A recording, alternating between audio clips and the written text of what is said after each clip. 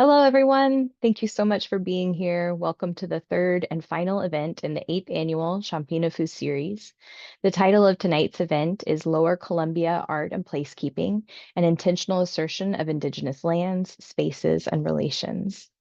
My name is Bonnie Brzozowski. I'm a public services librarian at the Corvallis-Benton County Public Library, and I'm just here to give you a quick orientation to the platform we're using tonight.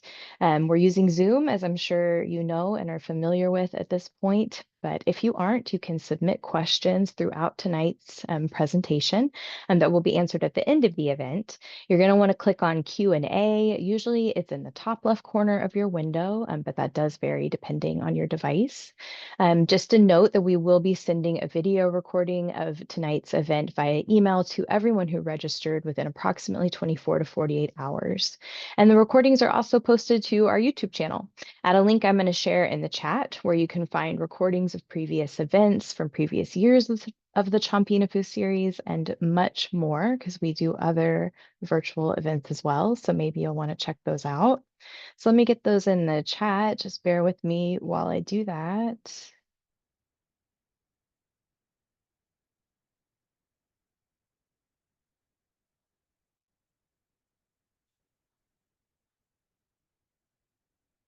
So in the chat now, I have put a link to the library's YouTube channel, as well as the full Champinefu webinar playlist. So that's every single one that we have recorded and on our YouTube channel.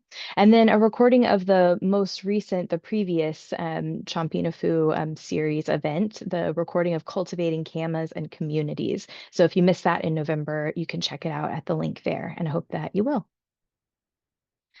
So to get us started tonight, I'm going to bring on Dave Eckert. He's going to tell us more about the Champinefu series. He's going to introduce the series co-sponsors and bring on our introducer of the presenter tonight.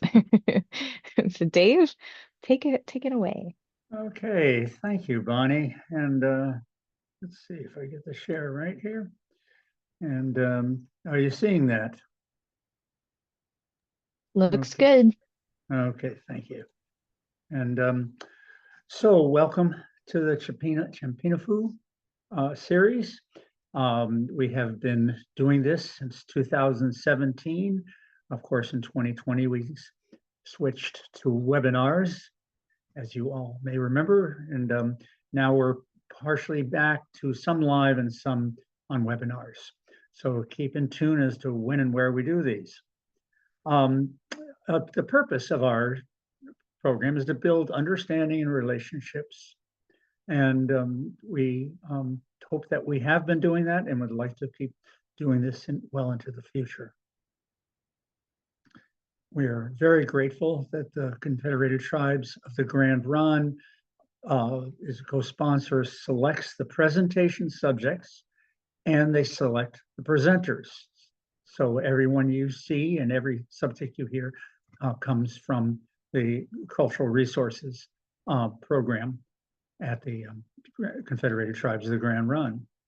Now, the sponsors, we are very indebted to all the co-sponsors. The first co-sponsor that signed on in 2017 was the Mary's Peak Group of the Sierra Club, and has done so every year since.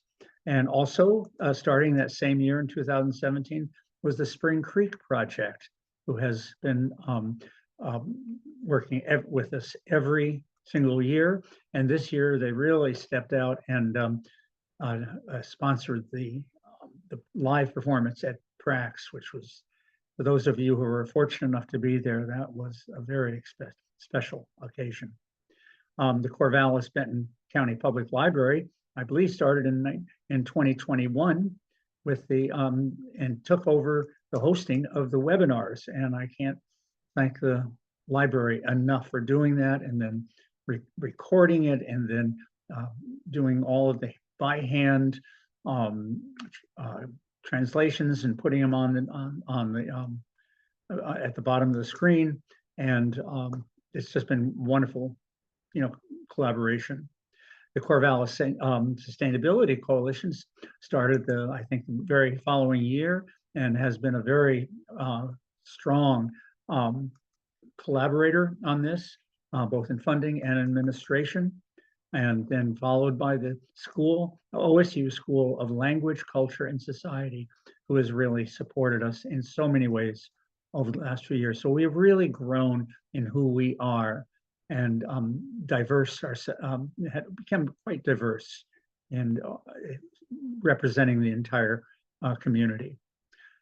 So you're going to be hearing and being introduced to Natchee Barnes, who many of you already know, and who presented the first year in 2017, and we're grateful to have him back. And David Harrelson, the Cultural Resources Manager, who has been the co-program manager for this Champinefu series since 2017, right? And was the the person said, let's do this. And he's going to introduce David, and he'll be back on Q&A at the end also. David, it's always wonderful working with you, and I look forward to another evening of it. So thank you, David, and I'll be signing off right now. Great. Thanks, Dave.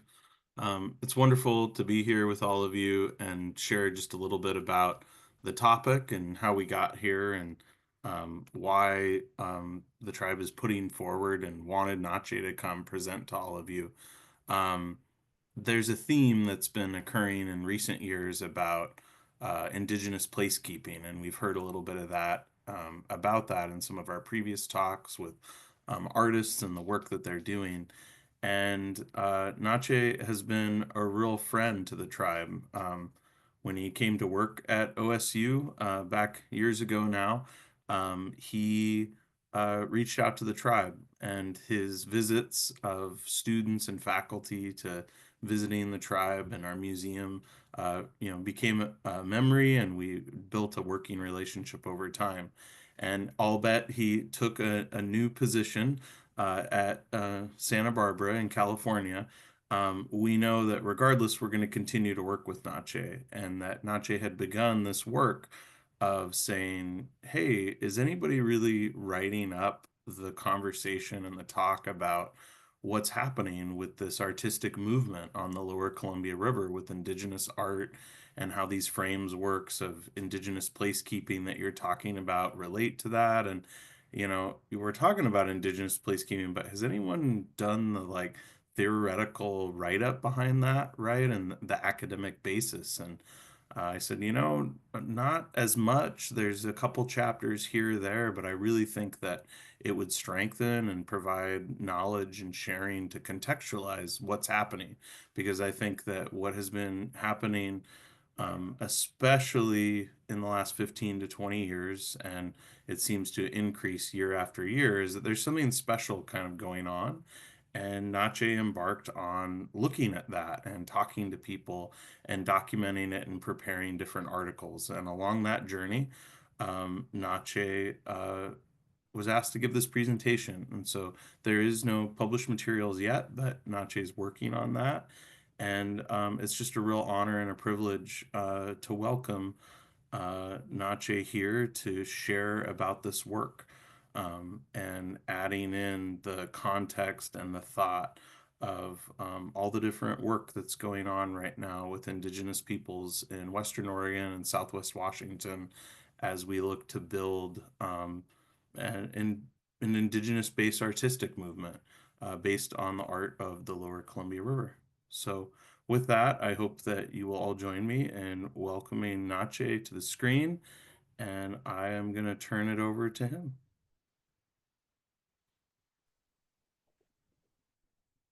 Thank you so much. I appreciate that.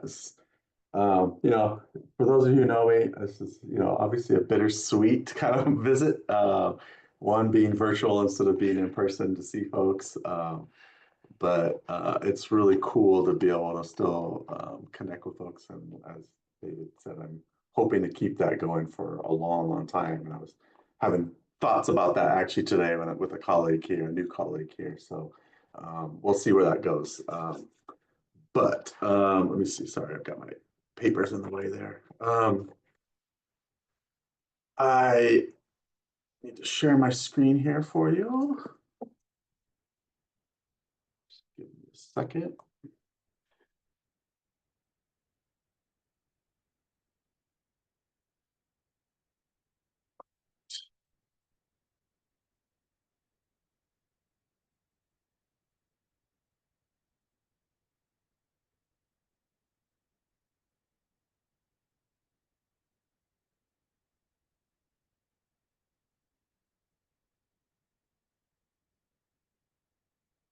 Apologies, I'm just making sure this is showing exactly what I want, and it looks like it is not. So let me just adjust this a bit. There we go. All right, thanks for bearing with me. Yeah, I'm excited. This has not been published yet. It's something that I've recently submitted somewhere, and I was telling David earlier, I'm working on a smaller version that will hopefully be submitted soon to the Oregon Humanities. So for folks who want to see a quicker, more accessible version as well, and besides to the academic version, I'm hoping that those will both be out there in the near future. So with that, I'm just going to get started. I'm going to be reading through most of this. This is a good chunk of the material, although I've cut out a couple pieces just for time. So I'm going to get started. If geography is relational and stories are maps, then stories of the land are maps of relations. In light of what I admit is a poetic opener, I wanted to share, and I want to share here, a handful of examples where art serves as an essential tool for telling stories, and thus a way that creative work indexes what I'm calling a compendium of cultural maps. So I want to highlight a specific set of public art installations that reflect the revitalized artistic styles of the Lower Columbia River. And also note that, as David mentioned, that this comes from some conversations that we've had, and the intent to help document and articulate the development of this artistic work as deeply intentional practices of placekeeping. And the vision was to encourage the community, the Grand Ronde community in particular, and their growing core of artists to consciously embed this principle and practice within all of their future designs and creations. And so I have a few examples that we're going to talk through to illustrate that. So I'm going to start with what was closest to my one-time office at OSU that I've only recently left, teardrop, which also allows me to mark, I think, an important geographic beginning. The public installation that's been talked about, I think, at least a couple times in this series, and I know David has mentioned this, the public installation, Things Remembered in the Flood, comprises 10 wood figure carvings and 5 half-buried metal basketry sculptures. This collection, as I note, is located at Oregon State, which sits on lands that are obviously in the town of Corvallis, as many of you are familiar with, within the Willamette Valley. In 2022, artists from several local tribal nations installed this collaborative set of artworks within and around the newly built Petey Forest Science Center. As the title suggests, the collection recalls stories. It marks and manifests remembering. The central story reference comes from mythic time, in that it refers to events so far back in time that they usually, at least, exist well outside of any direct memory. These are ancestral and generational memories and stories. They map a moment and a new beginning. Since this story stretches beyond any contemporary tribal community as understood today, at least, and centers on what would have been a shared historic experience for all the peoples of this region, this collaboration likewise gathers art from many representatives.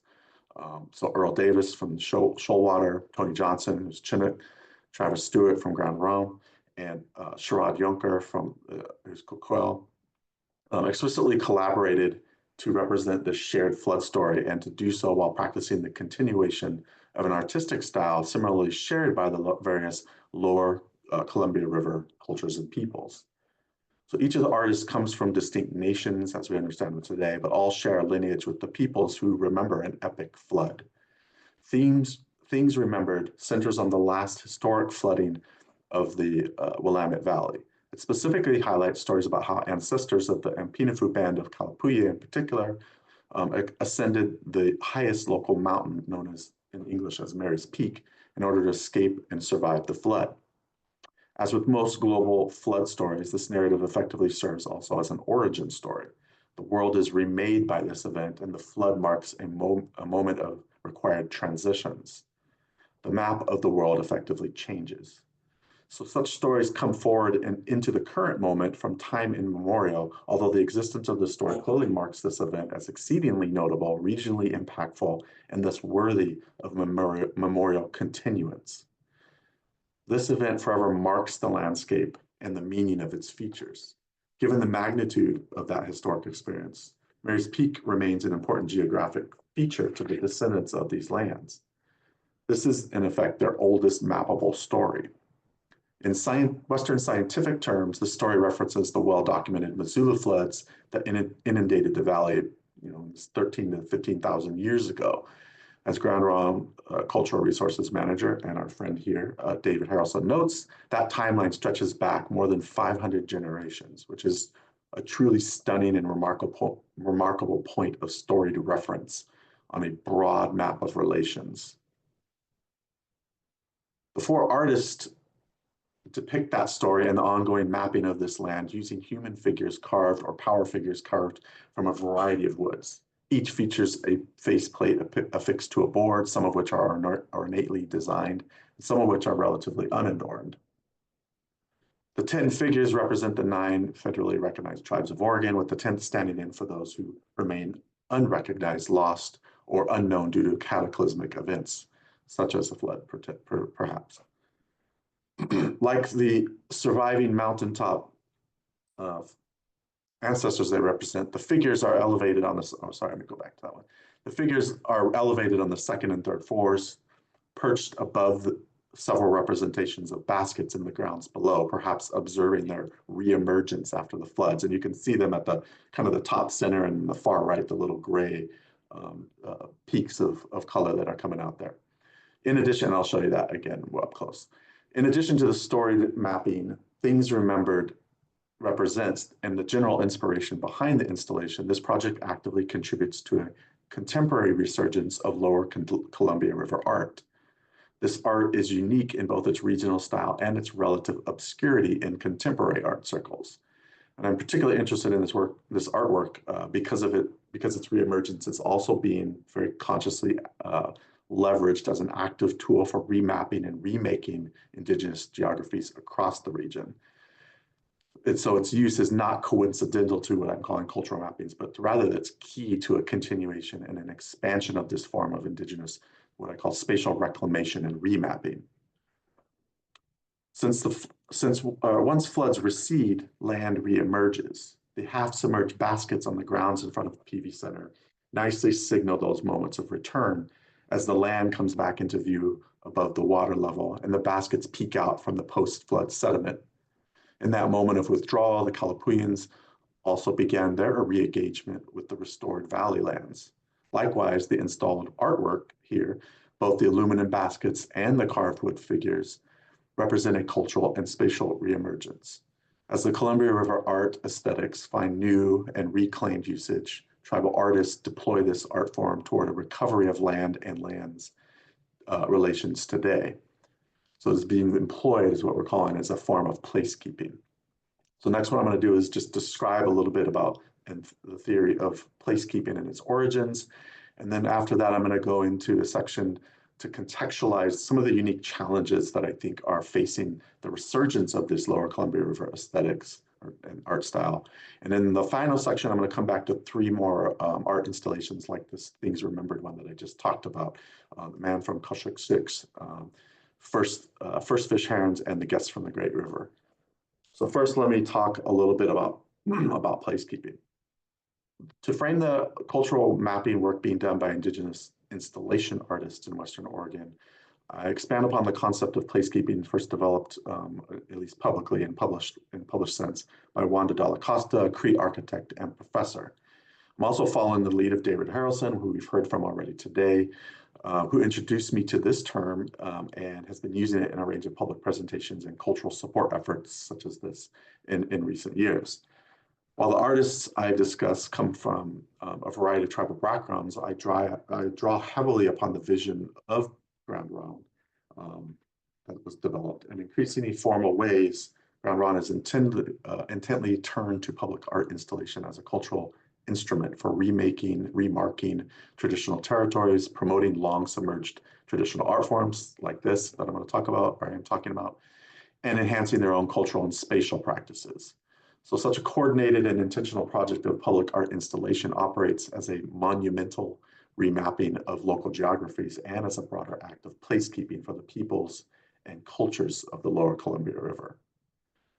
I'm going to briefly present these four public installation arts, including the one I just mentioned or started with, that draw upon the creative aesthetics of the Lower Columbia River cultures.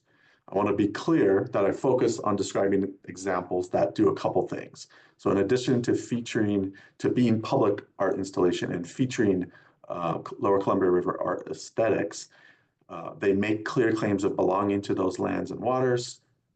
They cohere directly out of ancestral stories or practices, and they emphasize or implicitly proclaim contemporary cultural mappings of indigenous geographies. So Wanda Dalla Costa describes her use of the term placekeeping as emerging from an encounter she had with a Southern Alberta Blackfoot elder. And this elder was describing the tribal repository for repatriated items that she was, as an architect, designing for that community. And he described this as a keeping place. Implicitly utilized by a wide range of communities, placekeeping is sometimes used to describe and emphasize efforts to retain something that's being threatened or otherwise subject to imminent loss.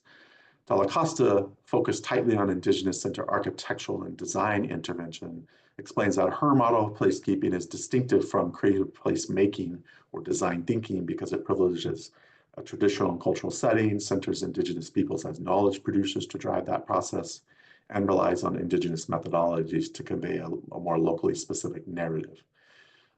The key shift from making to keeping, as at least articulated by Dalla Costa, effectively highlights a focus on continuity and persistence rather than retainment from threat and loss, although those things happen simultaneously sometimes. Whereas making usually suggests the creation of something entirely new, keeping suggests the maintenance of something older and established. And this model of what I call conservatism, quote unquote, neatly matches indigenous interests in the maintenance of older practices, relationships, and geographies, even as they manifest and characterize what the scholar Chadwick Allen calls both the innovations and the continuities. So Harrelson David, our friend David here, publicly deploys Dalla Costa's term to describe recent instances of installing public art that engage in the work of sustaining specific indigenous geographies and consciously signaling a continued cultural relationship to that space.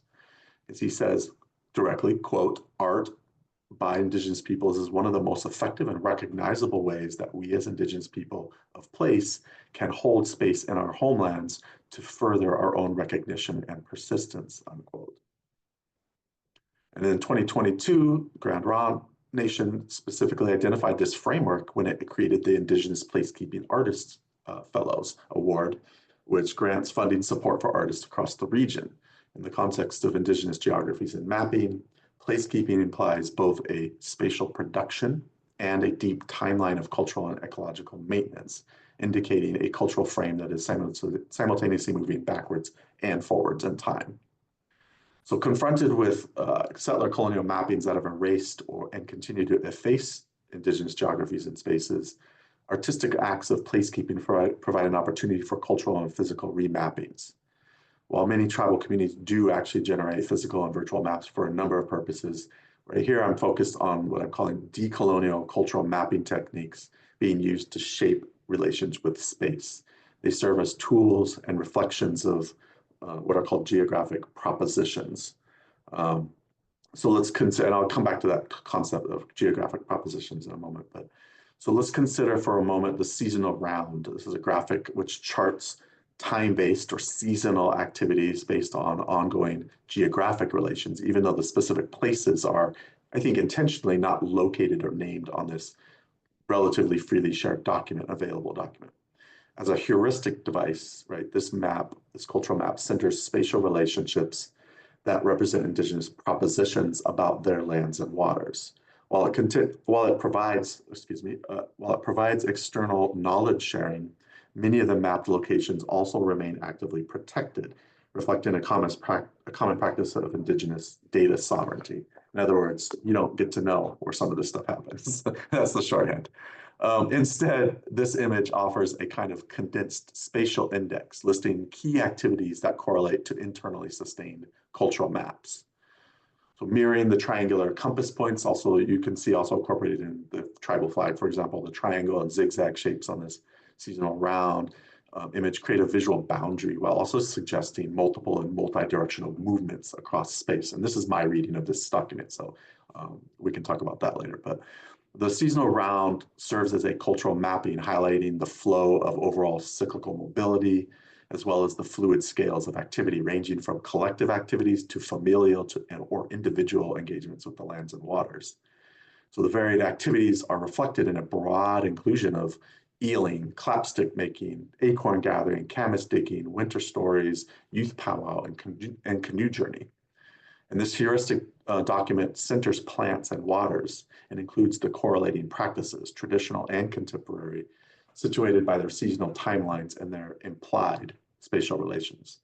In short, it explicitly reminds people when activities take place, and implicitly, it reminds them where. Parallel to the way that the seasonal round framework operates, Grand Ronde's art installations also serve as key mapping points that can take on a somewhat sacred nature in the goal of keeping, and that the goal of keeping responds to larger sets of ancient relations and responsibilities, sometimes referred to as first treaties by some scholars. This cultural mapping component moves this set of placekeeping examples beyond simply expressions of attachment or sentiment.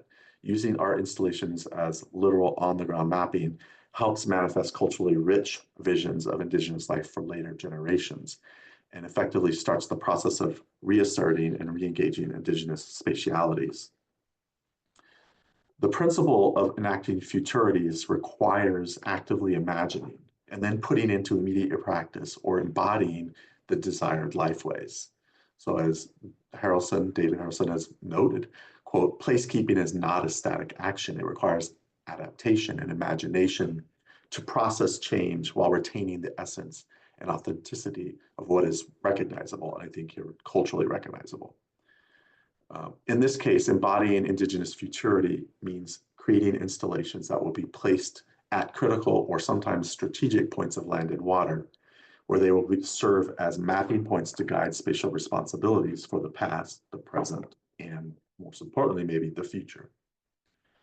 So it is important to emphasize that the cultural mapping work of placekeeping is generated for the purposes of current community needs and not primarily responses to the pressures and violences of settler colonialism, even though they will often overlap and implicitly respond or resist colonial propositions about or maps of their world.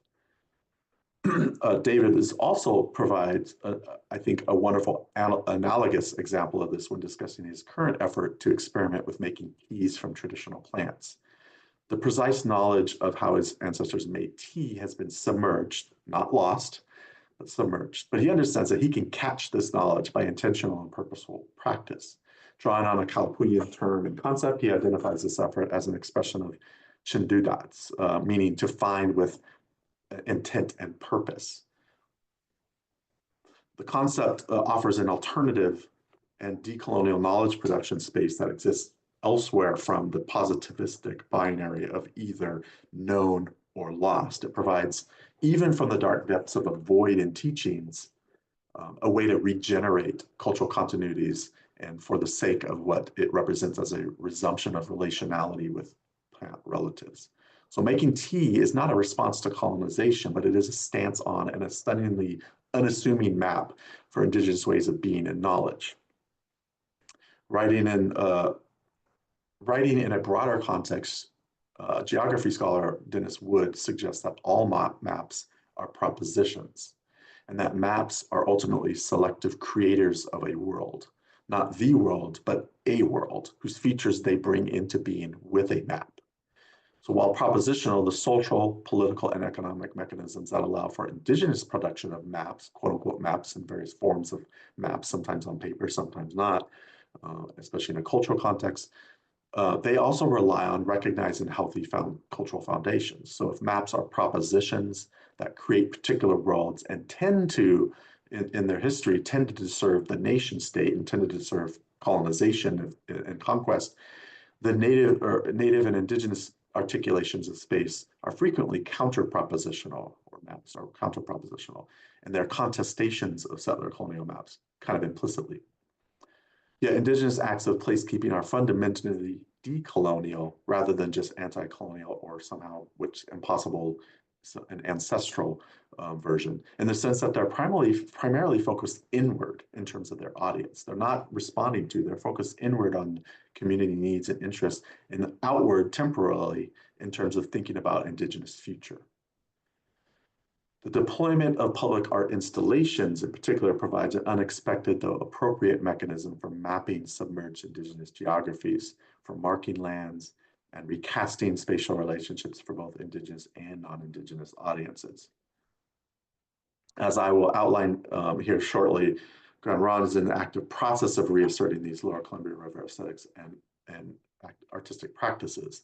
While these aesthetics were not lost, in order to fully appreciate the force of their reassertion, I do think it's worth taking a moment to understand the unique ways that they have been and to a great extent continue to be somewhat disappeared and suppressed.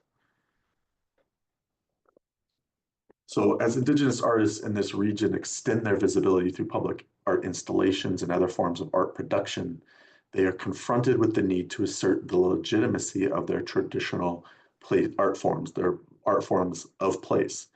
The outside world has, for many decades, been deprived of any substantive exposure to Lower Columbia River art while being overexposed to the highly commercialized and non-local, although also indigenous aesthetic, commonly known as form line art.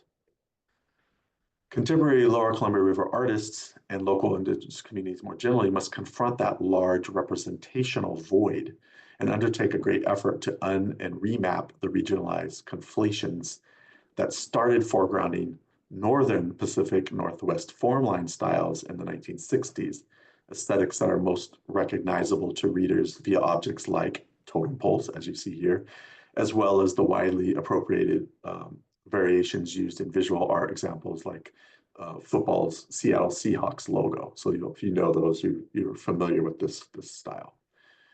This context means that the practitioners of Lower Columbia River art traditions have to actively and forcefully remap the connection between their artistic traditions and their own territories.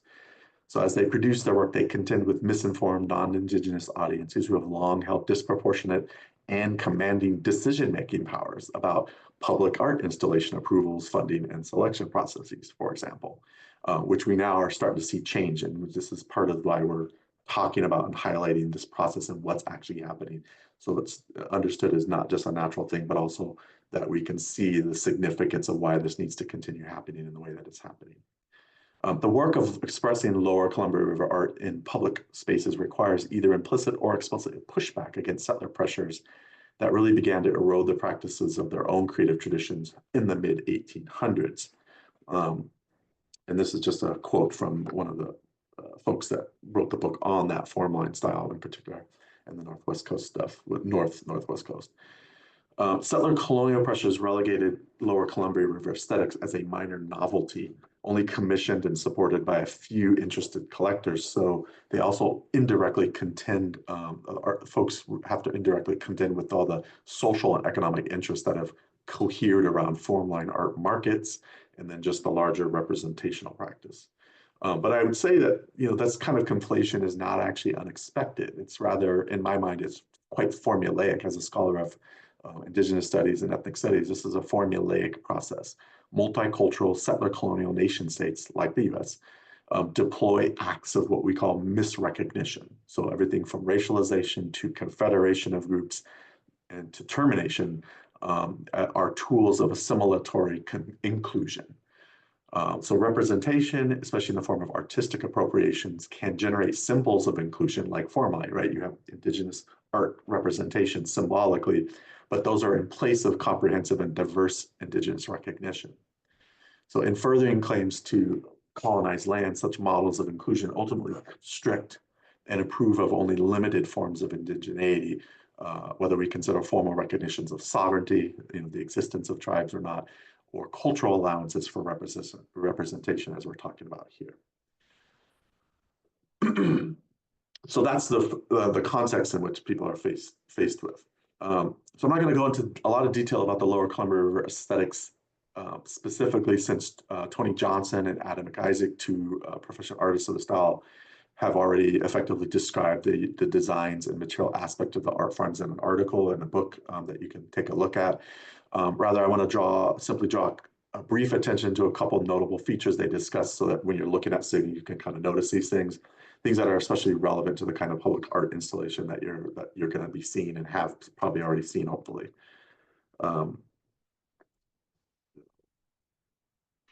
So within the lower Columbia River style, readers and art viewers may notice frequent use of human figures with faces that feature a distinctive T-shaped brow line, X-ray, rib cages, and a concentric belly button. Human, natural, and supernatural designs often feature patterns made up of zigzags, triangles, and concentric patterns. Contemporary installations continue the use of traditional mediums like wood and stone, although artists also now utilize metal, for example, as an adaptive medium, since it allows for increased durability and for innovative, what I think of as three-dimensional translation of some of those traditional designs. On the other hand, the continued use of mediums like wood also allows for the natural lifetime changes of the pieces. Some of them, which especially traditionally were considered living beings that hold their own agency and require engagement, sort of interaction. So with that brief setup of some of the stylistic things that you'll notice, I'm going to turn to the three remaining installations that I want to focus on.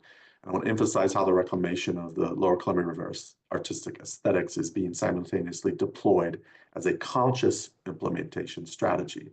Grand Ronde is committed to this implementation as another means of claims to lands and waters, as response to the cultural duties embedded in ancestral stories and practices, and to reproduce indigenous geographies, and especially thinking about that as a mode of futurity, or what the future will be and will look like. And that's the last, I think, image I'm going to show you there. So these, I should say really quickly here, these examples that I'm about to show you, do fall outside of Corvallis and Champinefu proper, but that they are still a contemporary extension of the Champinefu descendants, i.e. Grand Ronde, given the nature of how that lineage has played out. So the installation called Man from Kashikshiks commemorates a Clackamas village site and recalls an important ancestral story about how to harvest quote unquote eels. One strand of the story centers on an ancient fish, the anadromous Pacific lamprey, commonly referred to as an eel. That's the name eel. Lamprey, for those of you know, and many of you are very familiar with this, have long inhabited the ocean and river waters of what is currently called the Pacific Northwest, first appearing in the evolutionary and fossil records an astonishing 400 million years ago, and largely unchanged since basically before the emergence of dinosaurs, not since but before. So the story of Man from Kashikshiks describes valiant efforts by a headman and his wife to keep their people fed and warm during a long winter. In 1929 and 1930, the anthropologist Melville Jacobs recorded this story from Victoria Wachenko Howard, who was Tualatin and Malala, who lived at Grand Ronde Reservation. And Jacobs recorded or labeled the story, Kashikshiks is the name of the place where they died of hunger. So following a bird, the headman came to understand that his village was being supernaturally targeted for bad weather, and that he needed to take action to help his people. So seeking a solution, he journeyed away from the village. He soon found that spring was actually flourishing outside of this little bubble, which proved that the ominous winter was not actually naturally occurring. So he then went out and caught lamprey from the rocks at the nearby Willamette Falls. Upon returning, he conveyed to his people what he had found and explained how to cook and prepare the lamprey, which was different than fish, fish, as well as how much should be provided for each person. So in brief, those who, to wrap the story, those who followed his teaching were well nourished and survived, and those who didn't perished and turned into rocks at the village site. The piece that was created by carver and artist Travis Stewart, the installation sculpture recalls this village and the teachings, as well as the responsibilities to the lamprey, whose population have been decimated by intentional destruction from state entities and commercial fishers. And here you can see the just a century ago how common and how sort of abundant they were before those efforts really started to diminish those populations. In 2015, the Grand Ronde canoe family delivered the metal and wood sculpture to the shores of George Rogers Park in the town of Lake Oswego, just south of Portland and along the western bank of the Willamette. The sculpture features a traditional figure design of the lower Columbia River using a traditional medium of red western cedar for the face and the belly button, but metal for the traditional rib cage body design, and the two harvested lamprey being held skyward. And this is the headman holding up and proclaiming that his learning, his teachings. The installation's commemoration of the story and site conveys important lessons for leadership and knowledge sharing. And from a placekeeping perspective, coming back to that concept, it provides an ongoing connection with the village site and the falls. These are important as an important and ongoing ancestral site for indigenous nations from across the region, once serving as a key harvest and trade site. Since 2018, sorry, that was the image of the actual piece once it was installed on the concrete podium. And since 2018, the Confederated Tribes of Grand Ronde have also operated a seasonal fishing and eeling platform and has more recently purchased surrounding lands for additional cultural uses. So it's no coincidence that the tribal communities from across the region have long held the substantive efforts to recover lamprey and lamprey ecosystems in the waterways of the Willamette River and the wider Columbia River Basin, given stories like these. Reflective of those interventions, the Man from Kashikshik's installation offers a powerful example of placekeeping. It clearly draws upon site-specific stories, foregrounds ancestral and traditional practices, and supports future-oriented engagement with traditional responsibilities while opening new opportunities for new engagement and sovereignty practices. I think that, again, that's the intent of placekeeping, all of these things wrapped into one. So that's the second example. Third example here is actually a speculative endeavor as far as I know, and maybe David can update on this at all. While I expect and hope that this project does manifest, the intentions and vision, I think, prove an especially rich model of placekeeping and really worth considering along with those works that are already physically installed. So Grand Ronde proposed the first fish herons as a recurrent and changing installation to be mounted seasonally with the spring arrival of the Chinook salmon along the riverbank of what is currently the suburb town of Milwaukee, just south of Portland. The installation is intended to create a visual marker of the seasonal gathering of herons along the river that historically signaled the return of the salmon. The herons would show up when the salmon returned. The knowledge that was provided by the herons by their showing up, by recognizing that the Clackamas peoples of those lands and waters, one of the many tribes that were confederated into, one of the peoples that were confederated into the Grand Ronde, traditionally responded to this signal from the herons and initiated ceremonial practices celebrating the cycle of the spawning journey and the gift of an important and once abundant food source. They would in fact carve wood effigies of herons and place them along the shore to watch for the salmon run. So this installation would effectively serve the same purpose, marking the time and place to engage in those ceremonial activities with and within this space once again. I should note that it's not no coincidence that the installation proposal was submitted to a larger public call for art premised on the idea of rethinking the notion of monuments. So Grand Ronde submitted a proposal to Portland's Monuments and Memorials Project, which sought to engage questions of monument making during an era of monument removals. So following, as many of you are probably very aware, following a global flurry of public, municipal, state wranglings with Confederate and racist and settler colonial monuments, which witnessed many statues and commemorative displays either being removed officially or surreptitiously removed, or on the other hand, sometimes being protected, Portland arts and business leaders decided to tackle the issue head on. Thus, this installation project sought to take advantage of a moment when the local society, the local town, was reconsidering how memory and identity are placed onto lands and what social realities they wanted they desired to actually map.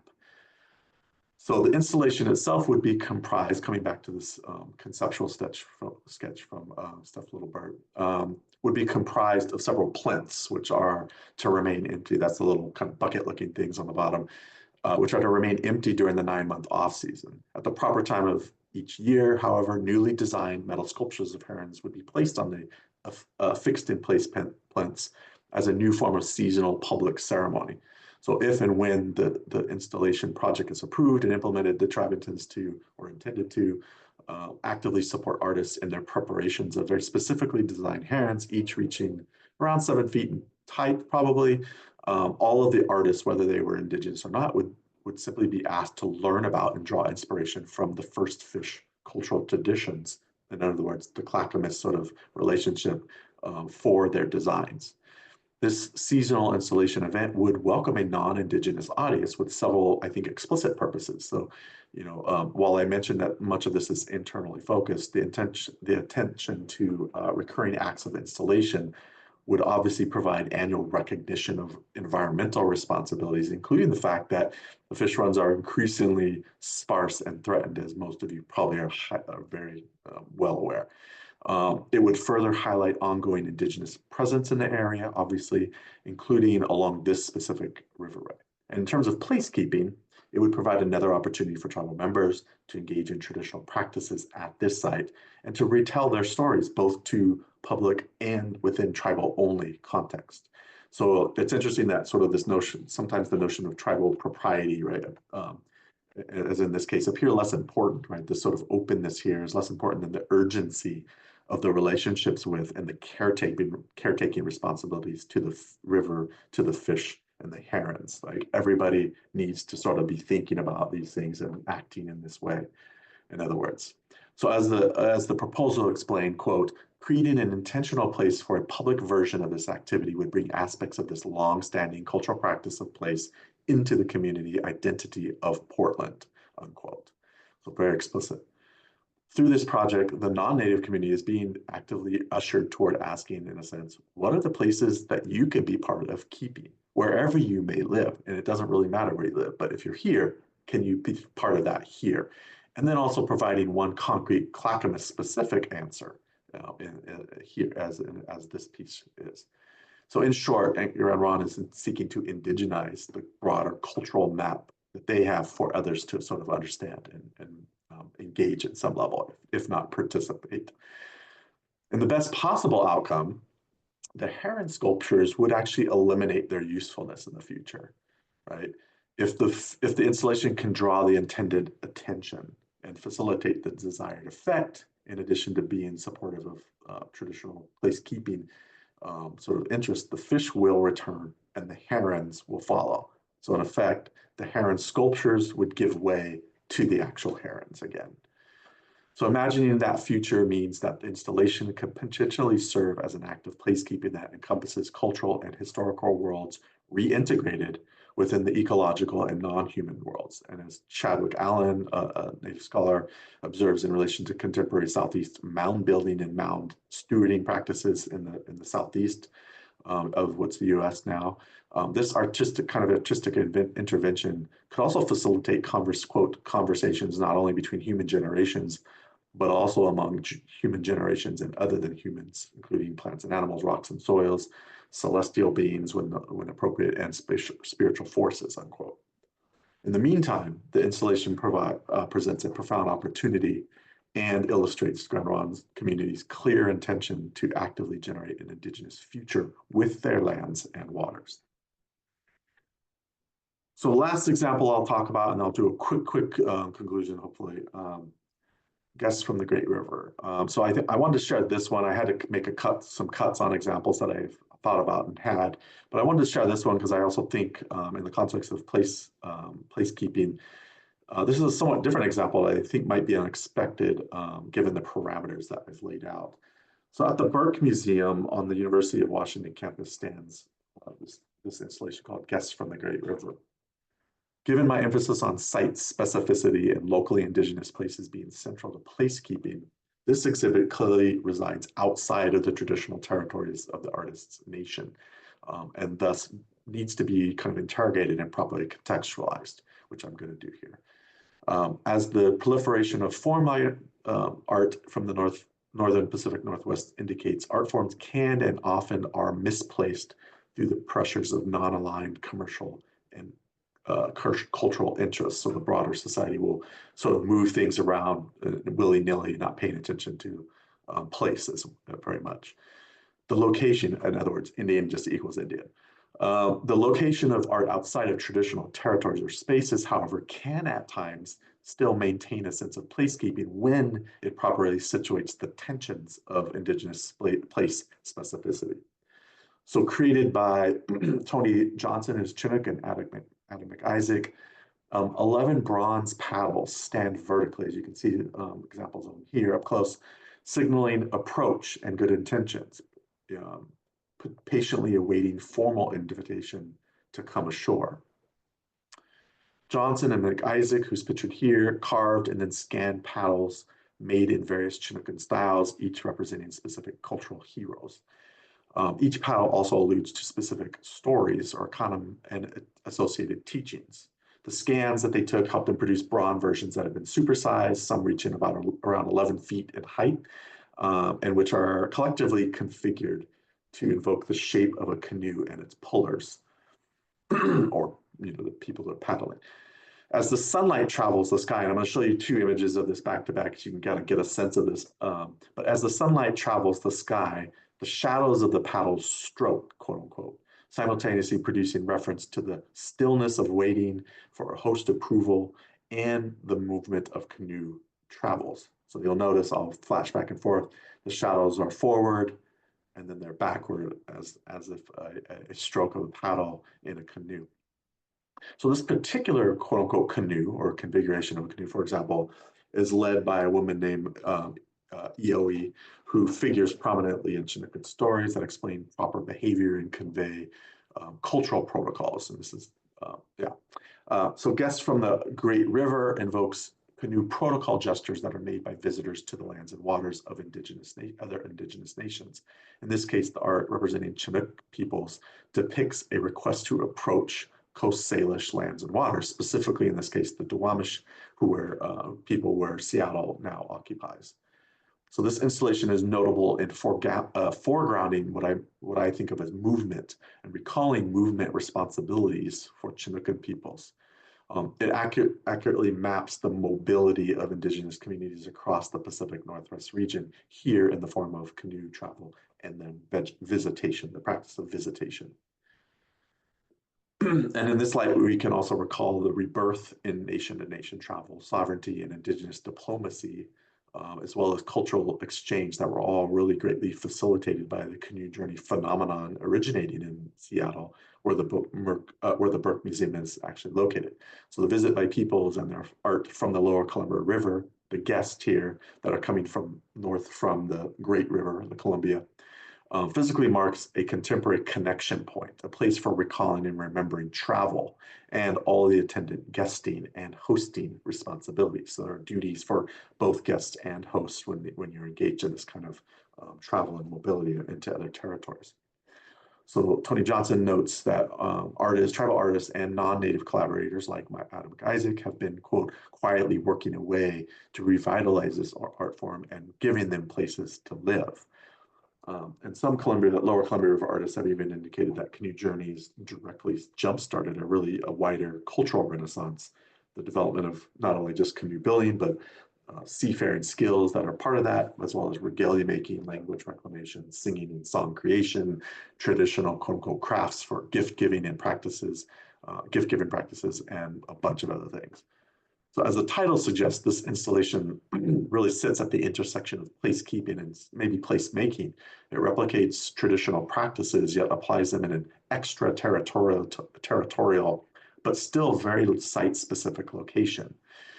By centering the installation on movement and recalling the significance of travel and regional relationships that were really halted from because of settler colonialism in a lot of ways, the placement of art celebrating canoe travel respects and in many ways articulates the place of the Duwamish as well as that of the lower Columbia River peoples, including here the Chinook specifically.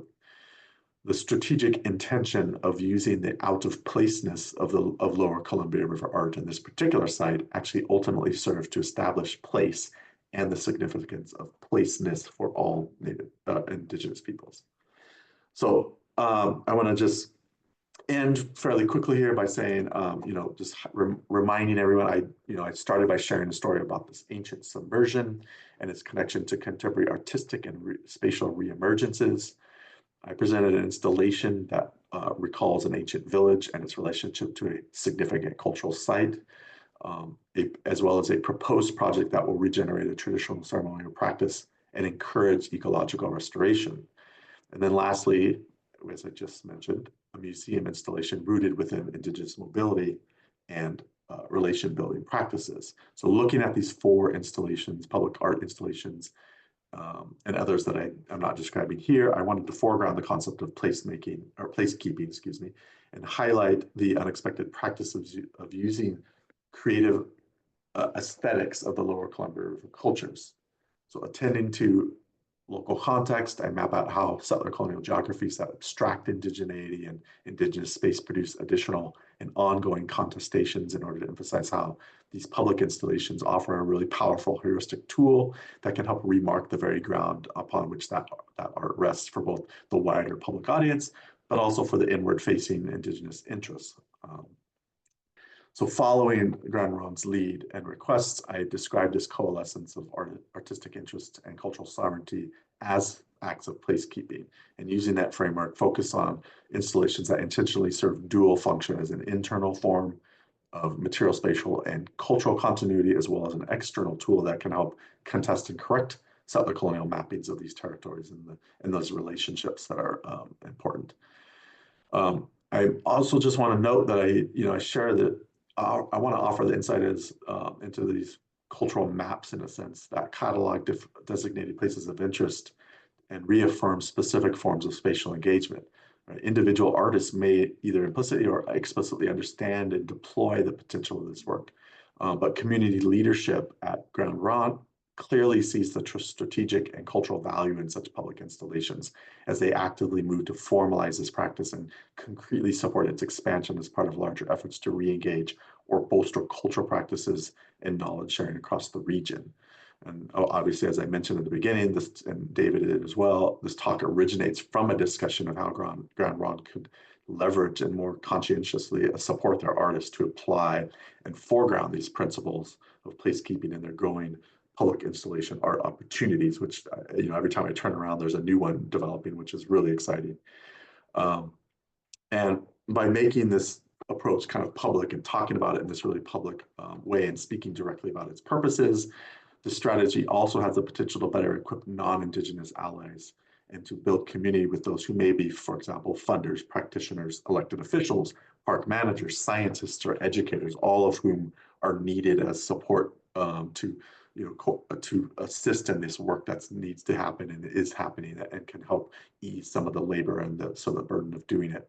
So I want to argue that this form of art has the potential to shift, bolster, or replace discourse, and ultimately even be leveraged toward other kinds of goals, including large ones like the things that land acknowledgements are sort of aimed toward, which is enhanced forms of collaboration and partnership, and perhaps even really truly land-based decolonization efforts, meaning the sort of land transfers and movements toward better legal and ecological restorations that are really important.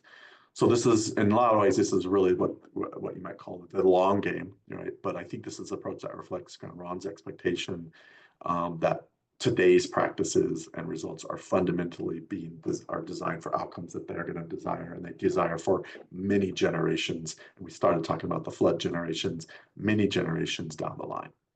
So with that, I will stop, and happy to sort of chat and have some Q&A, and probably ask David to come correct anything I got wrong, but hopefully also just kind of help talk through this a bit.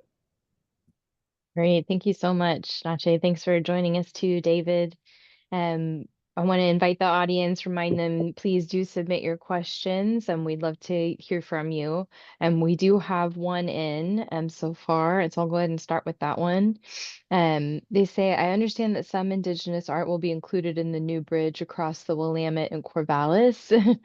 Can you speak to the origin and creation of this art? And is it a successful attempt to place in placekeeping for the Kalapuya? Is it site specific enough? So I'm going to answer it quickly just because I don't know nearly as much. I've just recently kind of became aware of this. I know that it's happening, it's going forward, it's going to be cool, it's going to be great. I actually do have questions, and this is something I think this is the kind of thing that me and David would often get into a conversation of, like, how does this fit in this model of placekeeping? I don't know because I haven't had the conversations enough to know, other than I know generally, right, that there are these practices that are being illustrated that are really important, that were taking place in this area, and that's why they're being done.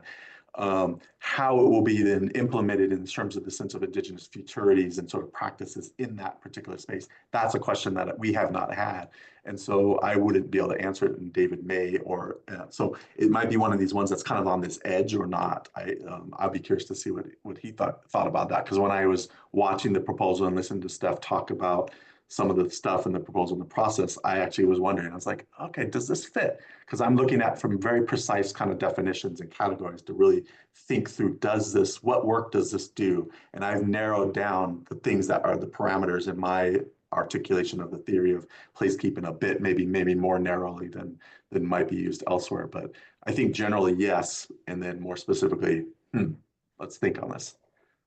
What do you think, David? Yeah, something that I would add into this is that in elements of it, it's accomplishing something. In others, it leaves more to be desired. In summary, there's two elements to the new bridge.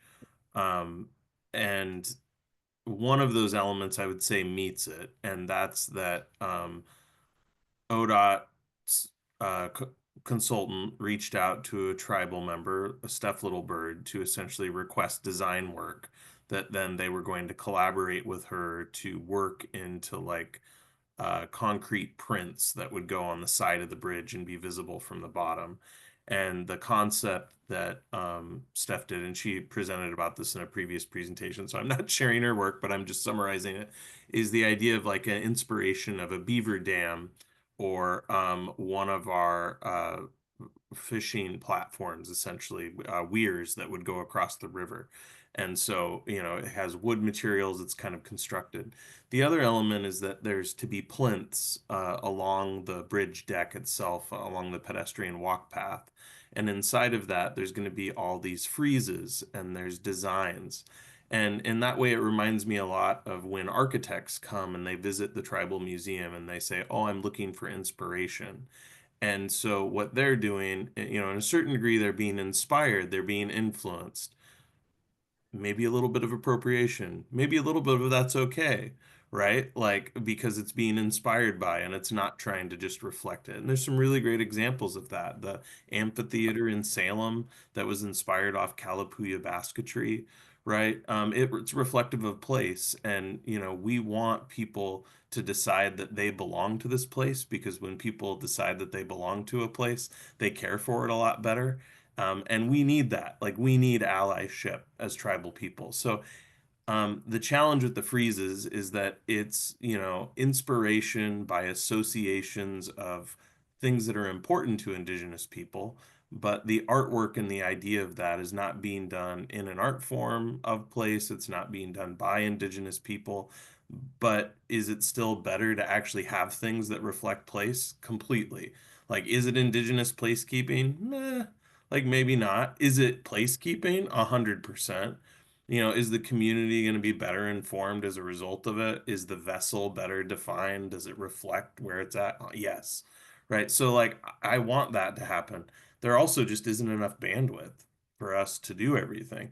So not only do we need allyship and support from the work, but we also can't really afford to be territorial about it, because we're developing the capacity. 10 years ago, the tribe was taking contracts with government agencies because we didn't really have many tribal members who had resumes to support people wanting to do 30,000 $100,000 projects with tribal artists who had no record of doing public art projects, right?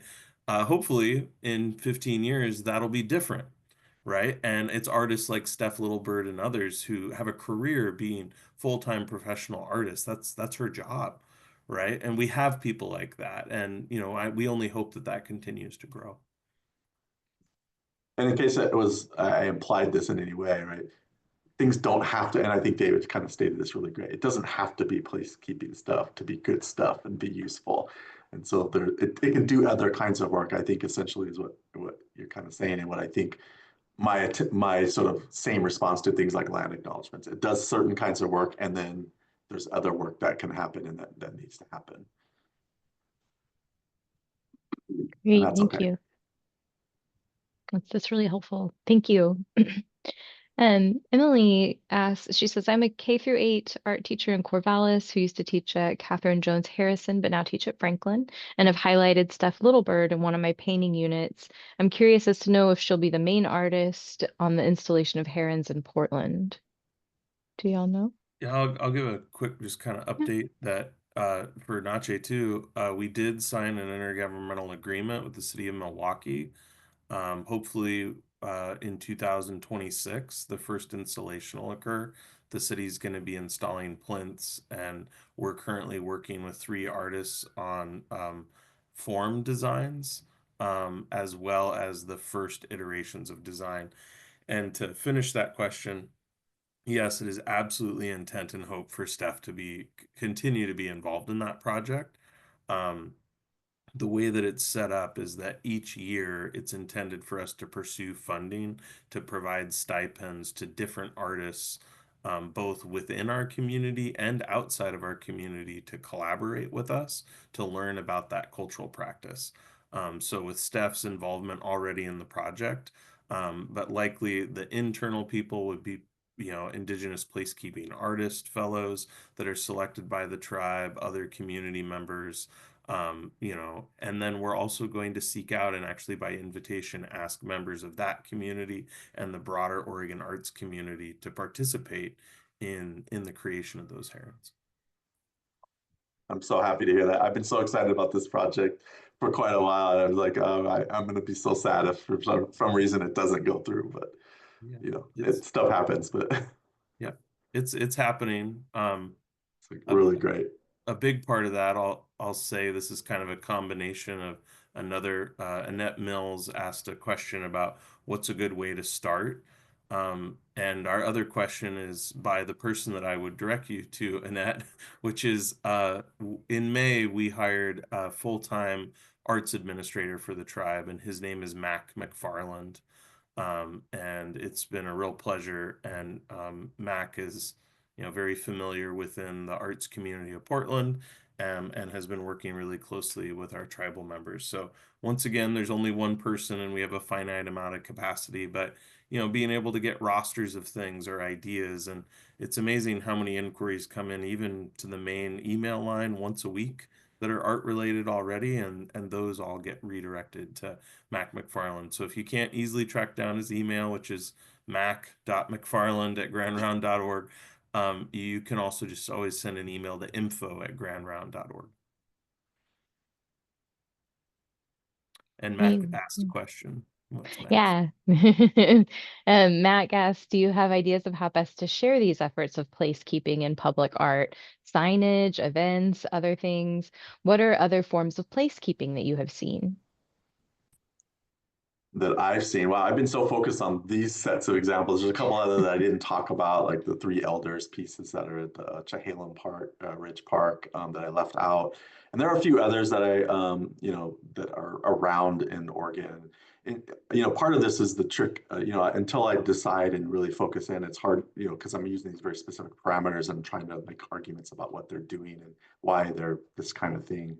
I can't, I have had to stay kind of focused on it. But in terms of the question of how to make it more aware, that's partly why I think I started off saying, well, there's going to be this version that will show up in the sort of scholarly literature. there's going to be a version that's for the Oregon humanities. And this is intentional, right? This is from the beginning. This is a discussion point that we had around like, how do we get this out there in a broader way? And like Oregon humanities has that broader public visibility, just so people are aware of these things that are popping up and they can look at and find out other ones that are happening. And this is in my, talking about the capacity issue that, tribes often face when you get bombarded with, or maybe the right word in this case, given the examples, inundated with requests for things, having additional people that can provide some kind of support to redirect or take on some of that task of just like, I can put something out there as long as it's approved and talked about in a way that I think is done the right way. I can say that without saying I'm representing, the tribe, but I'm working with, and here's what we've gotten to, and that we can relatively trust that I'm putting this out there so that folks can know about this and think about how this works for them wherever they are. And there's probably, if they're not outside of these communities, what's happening in your communities, right? What's happening in other places, like what other people's of place that you could probably connect with. I don't know where people are zooming in from, mostly probably Corvallis area, but maybe from other places as well. So This is maybe a follow-up. It's also, now that you're not in Oregon, I have to figure out what conferences you go to so that we can try to go to the same conferences. But I was talking with yes, somebody recently about, this is interesting, like we're building an arts program. And my idea was like, well, where are the professional society? Where's the conference where people doing indigenous art or yeah. indigenous study, like where is, like there's got to be other people doing things like this. Like where do they convene Mhm. and gather? And do you have any thoughts about that? Yeah, my thoughts are mostly I'm gonna find out. So for those who don't know, right, I'm in technically in the Department of the History of Art and Architecture. So I'm literally in those areas now, and I'll be starting to go to some of these conferences for the first time. And I'm not trained, I'm not an art historian, it doesn't matter. I do geography and I'm not trained in geography either. But this is what interdisciplinary ethnic studies folks do. And so I don't know yet, but I am starting to find those places bit by bit, and that I think I'll have a better answer to that. Because sometimes you think until you go, you don't really know what's actually happening on the ground in these places. So I'm going to have to do a little bit of exploring of these conferences, and then figure out like where are these places that we can expand on this a bit and maybe connect. Or, So and if they don't exist, it's like where are good places to create them where we can yeah, find like-minded. And there's a group that's an indigenous archaeologist group that's associated with the Society for American Archaeology. And when groups of us found that, right, as like tribal people working in cultural resources management, it was like, oh wow, like it exists. And so yeah, that's like a map, a social map for me of being like, oh, that exists. So it probably exists for this other thing. Like, let's yes, find that. Like, where does it yes. live? Yeah. All right, I'm moving that up on my list of things to do. Well, we'll trade notes on that. That'd be a good. Yes. Emily popped in a comment. She says Oregon Art Education Association, the Conference of Arts Educators in Oregon, meets once a year in October. It'd be wonderful to have you, Natchee, come and talk to the art teachers in Oregon.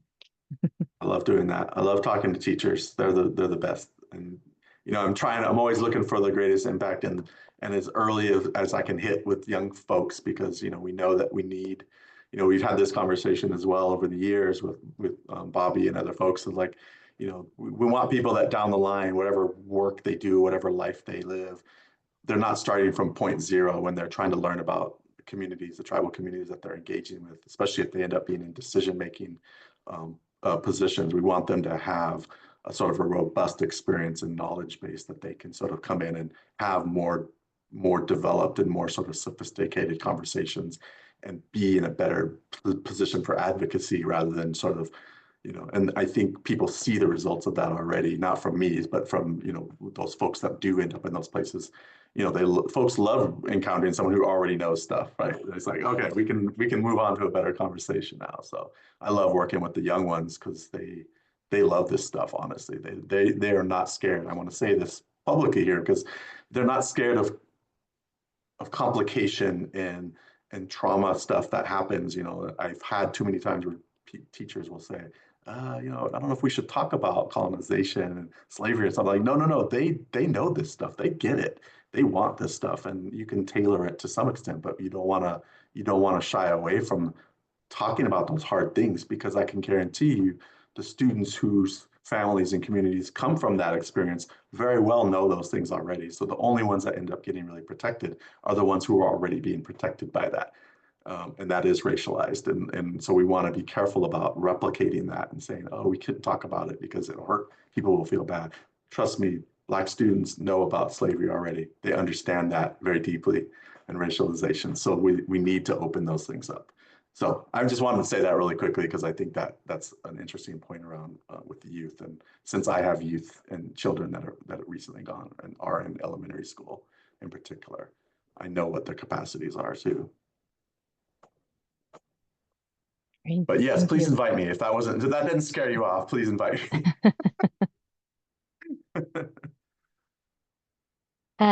We got another question in. Are you planning on linking the SB style placekeeping art with the Columbia River styles? Not linking it per se, but maybe the concept itself travels, right? The concept is a sound one that can be applied anywhere. It's about sort of the local sort of version of how this is applied and utilized. So the concept, absolutely, it's going to be something I'm working with, and it really shapes how I think about and engage with artists and with community folks and folks that are practicing culture and or sort of leading culture for communities. And so, yeah, in a short answer, yes. Not obviously connecting it directly per se, unless I end up teaching a class and somehow figuring out how I can logistically and economically bring folks to both Oregon and California, which, you know, we'll see. But I would love to do some stuff like that, and that's my dream. So I'm gonna see if I can find a way to do it. But linking more directly, probably not, except again conceptually, because I think it works really anywhere. It can work anywhere. Great. Well, that was wonderful. I learned so much, and I always get so much out of these talks, but really that was fascinating. Thank you so much for this presentation. Um, let's see, I think, and any more? Yeah, I wish I could. I don't have no idea who's here. So hi, everybody who knows me and likes me, and hi, all those people who know me and don't like me, or for whatever reason. It's nice to see you or not see you, and to just know you're here and feel your good energy. And yeah. I can give a quick answer about World of the Kalapuya. Oh, World of thanks. the Kalapuya was done in partnership with the Benton County Historical Society. Oh, And okay. the main author, Judy, worked really closely with an elder, Merle Holmes, who's a relative of a lot of people at Grand Ronde. And it's a great entry-level intro guide. It is a book that seems to go out of print and can be quite expensive. In the world, but yeah, it's absolutely a worthwhile. It's just very entry level, closer to more like grade school oriented book, but that's really great because there really aren't other books that fill in that space. Yeah. Thank you. Thank you for commenting on that. Great. All right. Well, I think that's all we have time for tonight. Thank you so much, David. Thank you, Natchee, so much. We really appreciate it. Thank you, Dave Eckert, for bringing us all together. Thank you, audience, for joining us. And I hope that you will share this video far and wide. Make sure people get to enjoy it as much as I hope you have tonight. And thank you all so much, and we'll see you next time. All right. Have a good night. Bye-bye.